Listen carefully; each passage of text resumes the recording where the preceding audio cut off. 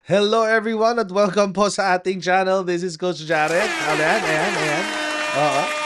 Maraming pong salamat sa inyo pong patuloy na pagsuporta sa ating channel. Please don't forget to like, share, and subscribe.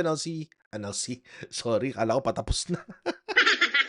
Please don't forget to like, share, and subscribe. Paki-follow po tayo sa ating Facebook page and paki-subscribe na rin po yung ating second channel, Coach Jared Highlights, kung saan nyo po mapapanood ang mga replay ng ating radio show, The Big V, sa Radyo Pilipinas, 738. Mapapanood nyo rin po yun ng live sa Radyo Pilipinas, 738, every Saturday, 5 to 7 p.m. At meron po yung pag-i-air din sa TV, Channel 3 sa TV Plus at Channel 45 to 49 din sa GMA For The Box. Okay. So, hindi pa po tayo tapos kay Marcoleta actually. Kasi mga kababayan, di ba kung napanood nyo na yung naunang lumabas na video, tungkol yun sa naging sagot ni Sec Boying kay Marcoleta doon sa sa witness protection nga, etc. Oo.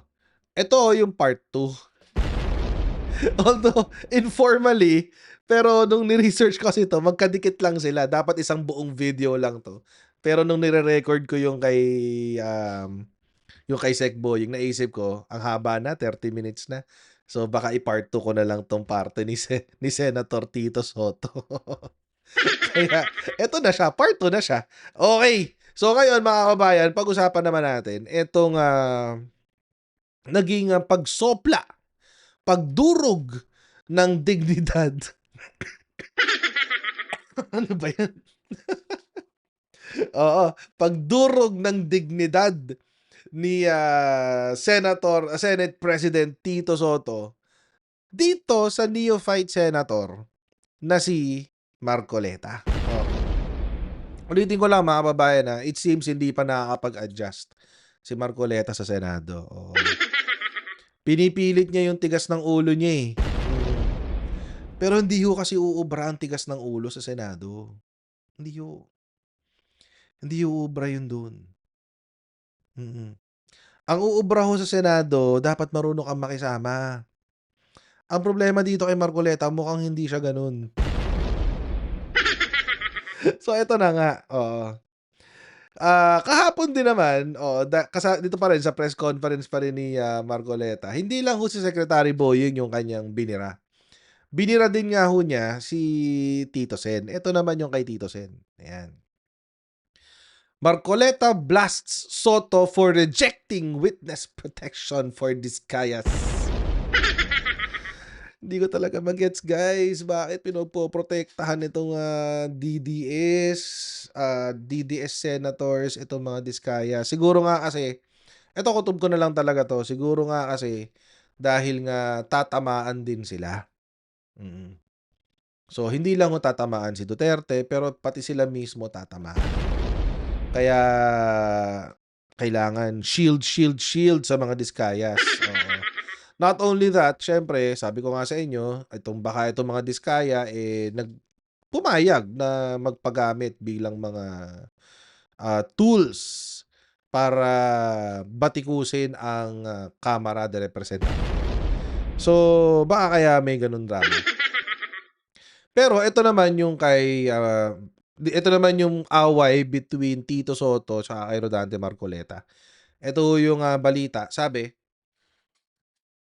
former Senate Blue Ribbon Committee Chairperson Rodante Marcoleta on Monday criticized Senate President Tito Soto for rejecting his recommendation to grant witness protection to Sara and Curly Discaya after they testified before the Blue Ribbon Committee investigation on the flood control scam. Marcoleta cited the political rivalry of the Discayas with Soto's nephew, Pasig City Mayor Vico Soto. Ayan, nadamay pa si Vico. Wala naman siya sa Senado, nababanggit pa ang pangalan niya.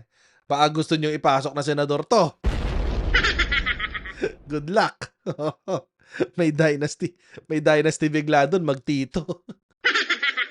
But anyway, ito ho yung sinabi ni Marcoleta tungkol diyan sa sitwasyon na 'yan.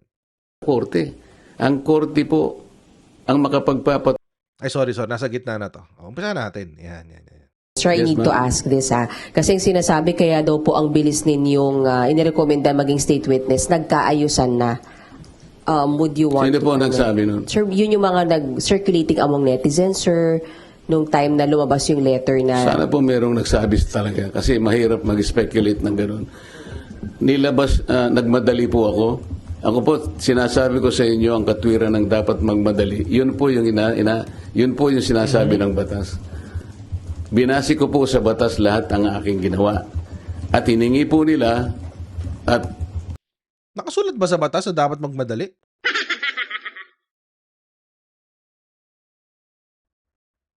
Weird. Di ako sure kasi di ko pa nababasa yung witness protection law. Pero nakasulat ba doon na dapat magmadali? Ewan ko, parang hindi yata eh. Unless there is a threat to life siguro. Oo. Pero, dapat dumiretso na siya sa korte. Di ba? Dapat dumiretso na yung mga diskaya sa RTC. Oo. Humingi na sila ng TPO or TRO.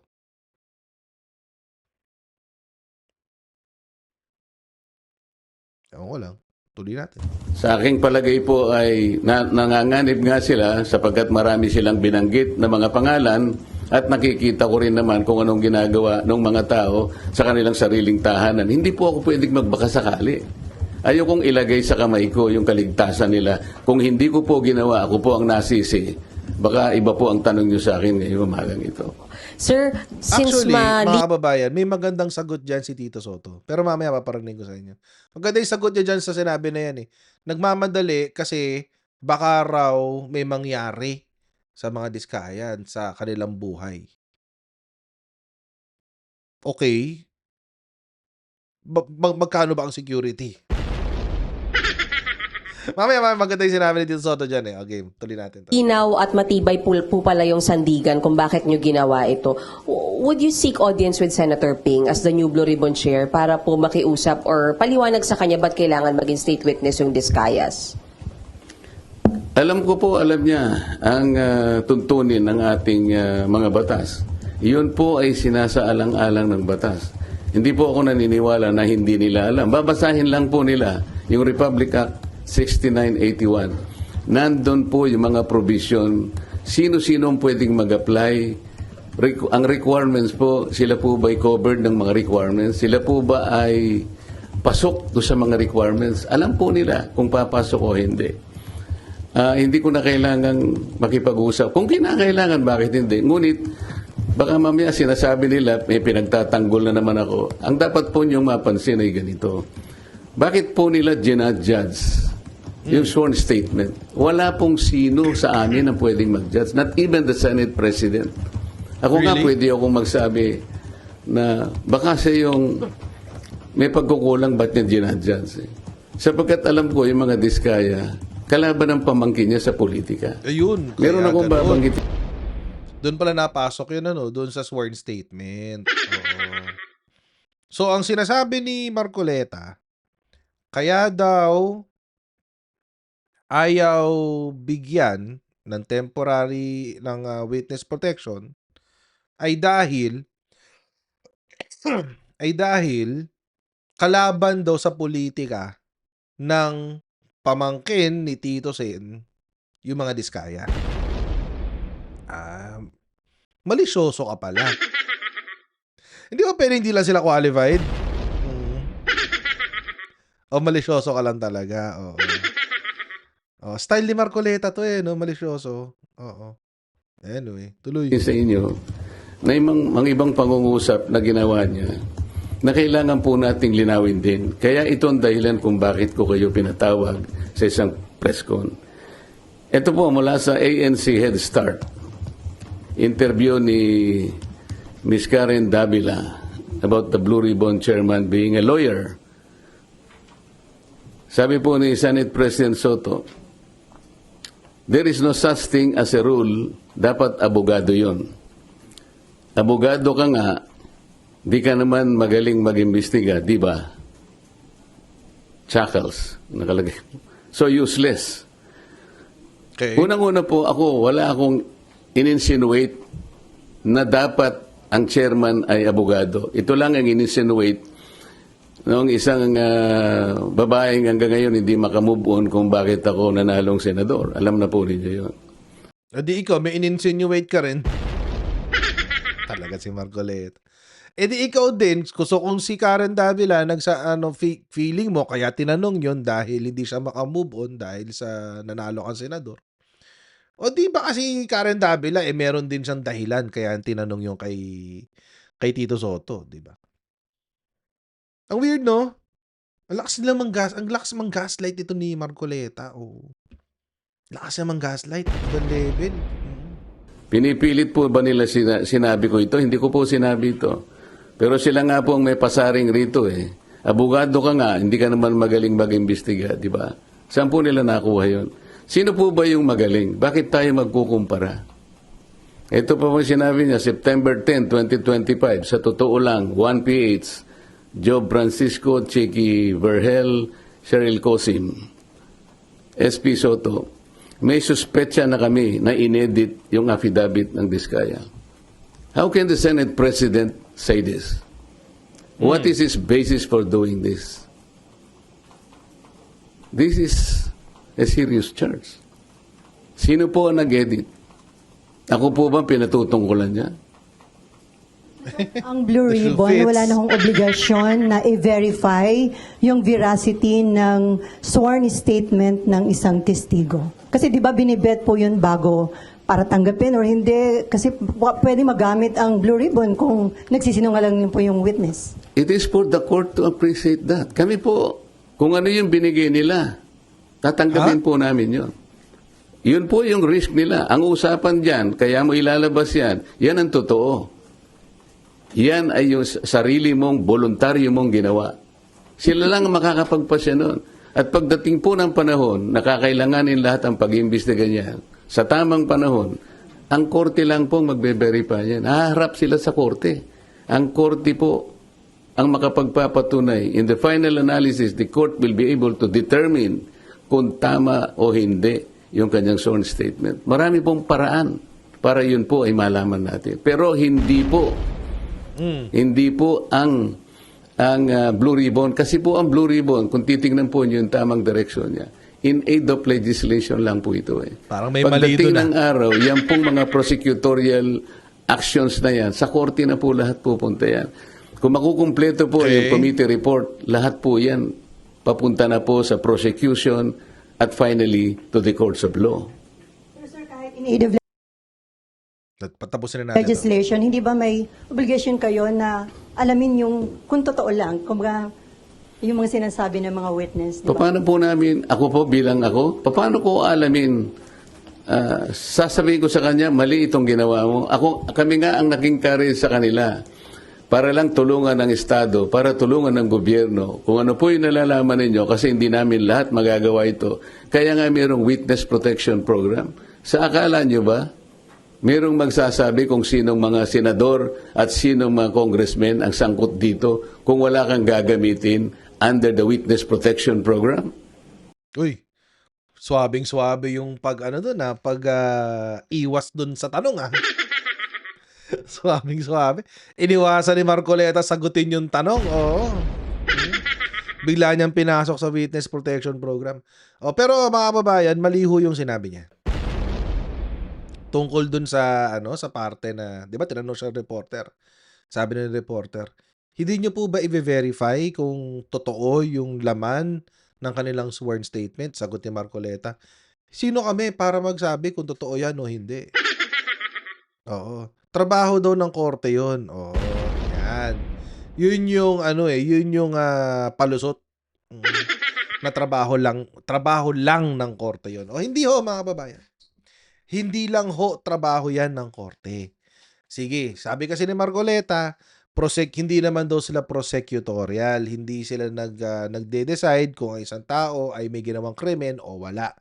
Granted, walang problema, okay lang yun. Hearing in aid of legislation lang daw sila. Granted, walang problema. Okay lang yun.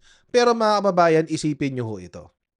Paano ka makakagawa ng batas na tama, maayos, at mabibigyan ng solusyon ang problema na gusto mong bigyan ng solusyon kung hindi ka makakuha ng tunay at totoong impormasyon?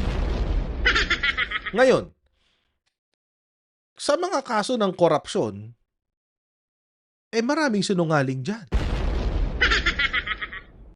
Paano ka ngayon makakasulat ng isang panukalang batas kung ang panukalang batas mo ang pinagbabasihan ay kasinungalingan?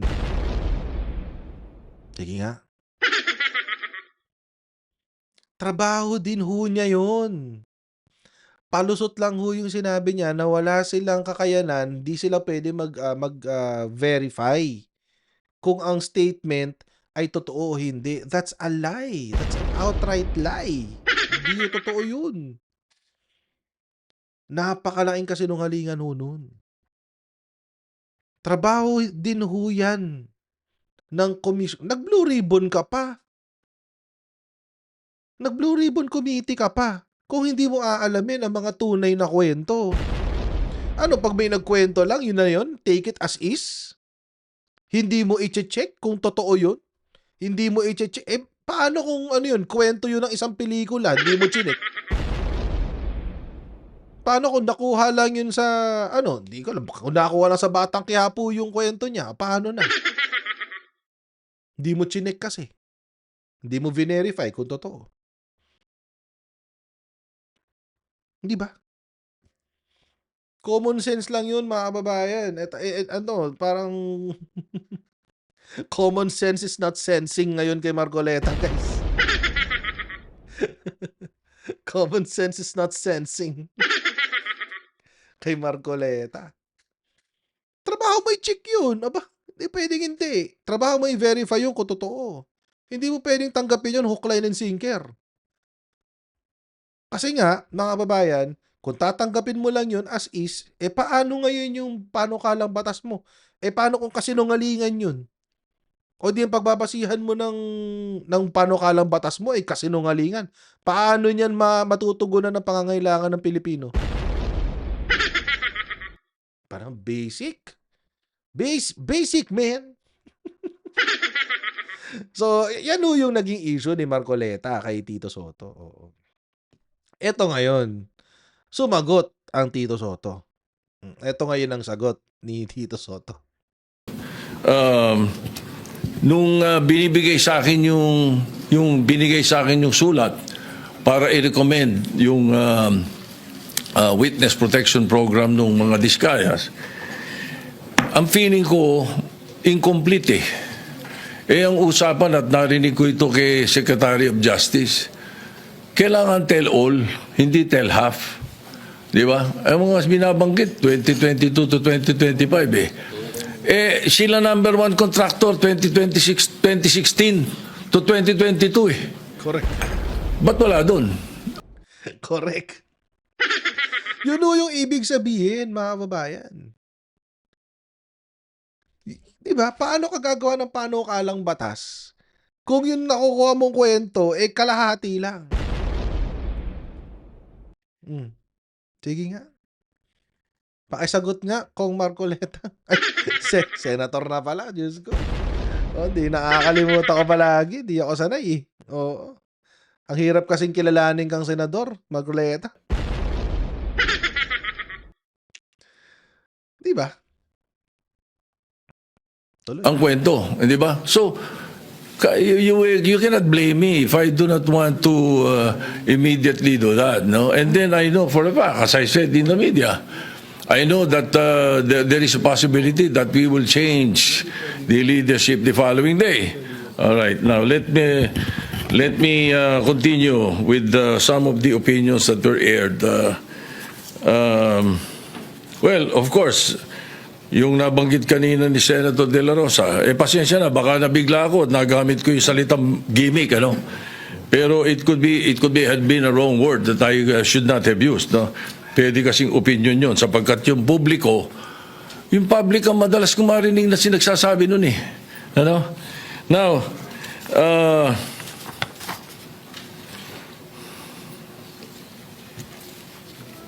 as far as I'm concerned, there's nothing illegal or out of the rules that we have done. My opinion, as aired, kung hindi nyo nagustuhan, pagpasensya nyo ako. Kung hindi nyo nagustuhan yung mga sinabi ko, na opinion ko. Pero I never mentioned names. When I said, baka na-edit, tama yung sinabi ni Senator Pangilinan. Iba yung thinking eh. Bakit iisipin nyo kagad na pinapa-edit ko yung affidavit? Hindi ba? Hindi eh.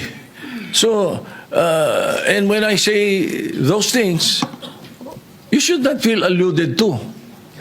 Wala naman akong binanggit na pangalan eh. Maraming nabanggit eh. Kaya isa-isa natin. Yun, di ba? Ang sabi ni Marcoleta, sino bang sinasabi niyang nag-edit? Ako ba ang tinutukoy ni Senate President? Bakit guilty ka? Yung nasagot ni Tito Sen. You should not feel alluded to. Bakit guilty ka? Kasi ganun. Guilty nga kasi siguro talaga. Kaya feeling niya siya yung pinapatamaan kasi guilty nga. Tuloy. Ito, pasensya na kayo. Ang Witness Protection Program, ang pagkakaalam ko, magkakaroon ng immunity from criminal prosecution. So, kung natatakot sila sa kanilang security, billion-billion ang pera nila eh. Ang dami nilang pwedeng bayaran security guard eh. Correct. Kahit 1,000 security guard, kaya nila eh. Bakit kailangan ang gobyerno? Correct. Ay, galit na ang mga tao dahil hindi nga natin malaman kung ilan yan, kung nangyari nga yan, kung sila nga yan, hindi po ba? Kaya we were just trying to be prudent. Konting konting hinay. Huwag yung sasabihin natin. Kaya sabi ko, ba't tayo nagmamadali? I'm not pertaining to any senator. Bakit, sana do not feel alluded to if I don't mention your name. Di ba? And then, masyado kasing guilty to si Marcoleta. Pero kasi siya talaga kasi yung makulit. Oo. Pinipilit niya kasi yung witness protection na hindi pa nga qualified. Hindi nga alam kung dapat ba sila nasa witness protection. Kaya nga sabi ni Tito Sen, Tito Sen Press, Tito SP, sabi niya, bilyonaryo yung mga yan, ba't di sila kumuha ng security? Hindi pa naman naka-garnish yung pera nila.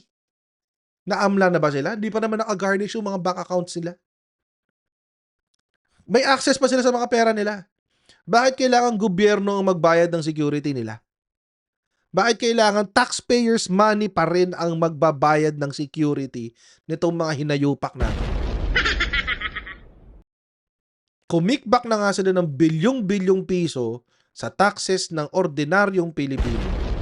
Tapos pati security nila, Pilipino pa rin ang magbabayad. Anak-anak tipaklong. Di ba, Marcoleta? Hindi mo ba naisip yun? Tuloy. State witness, there is no other direct evidence available for proper prosecution eh. So, it is not applicable to the Discayas. At saka hindi rin pwede sapagkat ang pananaw ng karamihan, ang pananaw ng taong bayan, sila most guilty. Correct. Ang pwede sa Witness Protection Program, yun, not the most guilty. Ayun ang sinasabi ng batas. Anyway, as I said, the Senate President has the power to order the transfer. And if I have used a word that does not conform to your palate, then pagpasensyahan nyo. Pag ganun, pagkat karamihan ng binanggit ko, opinion ko. Kung ako ini-interview ng media, I always, as far as I'm concerned, tell the truth. Pag ang media kausap mo taong bayan eh. Ganun yun. Kaya iniiwasan ko na hindi ako magsabi ng totoo. Kung opinion ko hiningi, binibigay ko opinion ko, hindi ko tinatago. So if you don't like my opinion, I'm sorry, Mr. President. But that's how it is. Ayun. Tapos, ang boxing. Kasi naman wag na kasi ipilit. Alam namang, palyado kasi talaga yung plano ni Marcobeta, ni Marcoleta, ay ni Marcoleta, oo. Palyado kasi talaga. Bakit pa kasi pinipilit yung witness protection? Actually, yun na lang talaga ang tanong ko Oo. Bakit pinipilit ang witness protection sa mga diskaya? Tama si Senate President Tito Soto. Mga bilyonaryo sila. Bilyon-bilyong piso ang kinikbak nila sa mga construction na ginawa nila, sa mga ghost project na binigay sa kanila. Tapos pati pagprotekta sa kanila, buwis pa rin ng mga hampas lupang tulad natin ang magbabayad? Oh, come on. Pabigat na nga sila sa isip, pabigat pa sila sa puso, pabigat na sila sa bulsa, pabigat pa sila sa konsepto ng hustisya. Kaya Marcoleta, saksak mo yan sa kokote mo. Huwag mong ipilit ang witness protection dahil hindi talaga siya pasok. I know. Nakagigil. But anyway, hanggang dito na lang po muna tayo mga kababayan at magkita-kita po tayo sa ating susunod na live stream. Right? Bye everyone. See you next time.